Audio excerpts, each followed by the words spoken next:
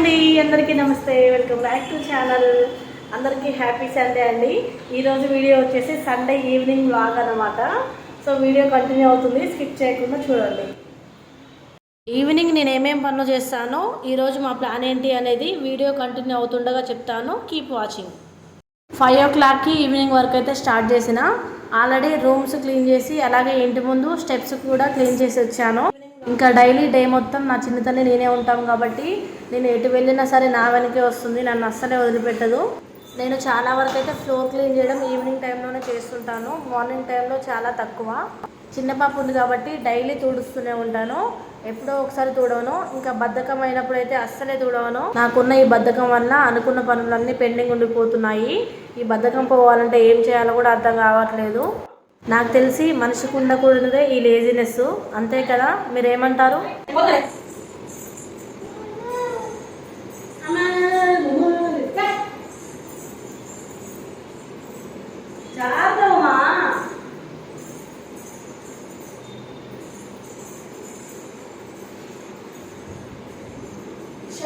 ఒక్కరమే ఉంటూ చిన్నపిల్లల్ని చూసుకోవడం, ఇంట్లో పని చేసుకోవడం అంటే చాలా కష్టంగా ఉంటుంది కదా.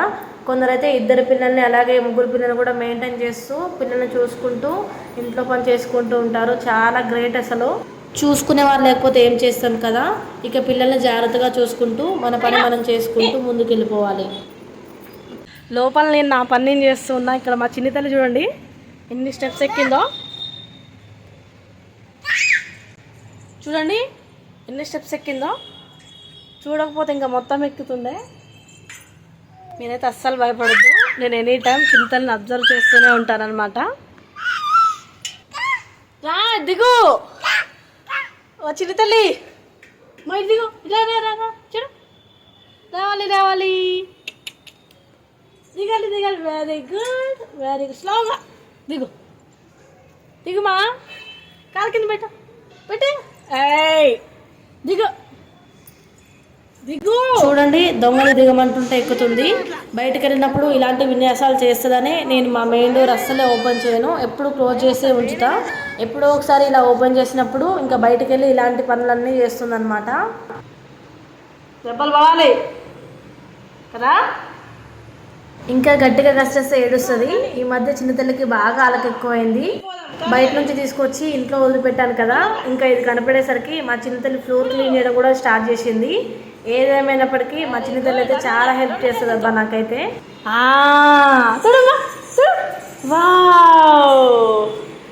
అబ్బా అబ్బా అబ్బా అబ్బా సూపర్ చిన్నతల్లి. బండలు చూడడం అయిపోయేసరికి మా ఆయన అయితే ఇంటికి వచ్చిండు. మా ఆయన ఇంట్లో ఉన్న రోజు పని తొందరగా అయిపోతుంది. ఎందుకంటే చిన్నతల్లిని మా ఆయన దగ్గర వదిలిపెట్టి నేను పని చేసుకుంటాను కాబట్టి.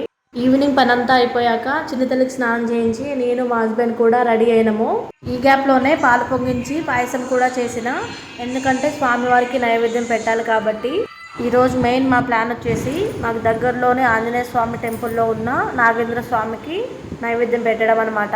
ఒక 20-30 days బ్యాక్ మా చిన్నతల్లి 2 చెవుల నుండి చీమొచ్చి ఒక 1 week అలా చాలా సఫర్ అయింది. సో ఆ టైంలో మా పిన్ని ఎక్కడైనా టెంపుల్లో నాగేంద్ర స్వామి విగ్రహాలు ఉంటే అక్కడికి వెళ్ళి మొక్కుకు తగ్గుతుంది కానీ అని చెప్పింది. చెవుల్లో నుండి వచ్చే చీమకి దేవుడికి సంబంధం ఏముంటుంది అనుకున్నా.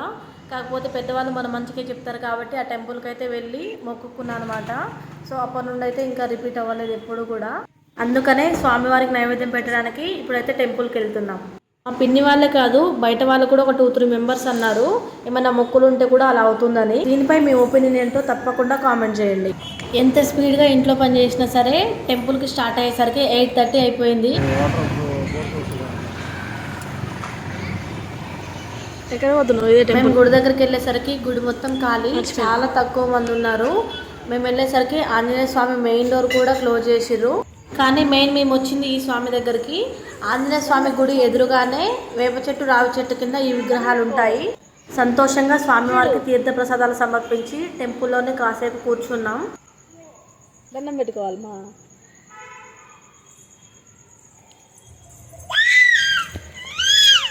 ఇంటి దగ్గర అయితే చిన్నతల్లికి అసలు ఏం తినిపించలేదు. స్వామివారికి పెట్టాక మిగిలిన పాయసాన్ని తనకి తినిపించిన. అలా టెంపుల్లోనే 9:15 వరకు ఉన్నాం. నాగేంద్ర స్వామి దర్శనం అయిపోయాక ఆంజనేయ స్వామి టెంపుల్ పక్క సైడ్లో కూడా చిన్న ఆంజనేయ స్వామి విగ్రహం అయితే ఉంటుంది. సో అక్కడికి వెళ్ళి ఆంజనేయ స్వామిని దర్శించుకొని ప్రసాదం పెట్టి అయితే వచ్చినాము. ఈ టెంపుల్లోనే ఒక సైడ్ శివాలయం కూడా ఉంటుంది. చెప్పాను కదా మేము వెళ్ళేసరికి క్లోజ్ చేశారని. నెక్స్ట్ టైం ఈసారి వెళ్ళినప్పుడు తప్పకుండా వీడియో తీసి చూపిస్తాను. ఈ టెంపుల్లో చాలా పెద్ద ప్లేస్ ఉంటుంది. ఓన్లీ టెంపుల్సే కాకుండా టెంపుల్ మెయింటైన్ చేసే వాళ్ళకి ఇల్లులు కూడా ఉంటాయన్నమాట ఇందులో. ఈ టెంపుల్కి వచ్చినప్పుడల్లా నాకేమనిపిస్తుందంటే డైలీ మా చింతలను తీసుకొని ఇక్కడికి వస్తే చాలా బాగా ఆడుకుంటుంది కదా అనిపిస్తుంది. కాకపోతే అస్సలే పాసిబుల్ అవ్వదు.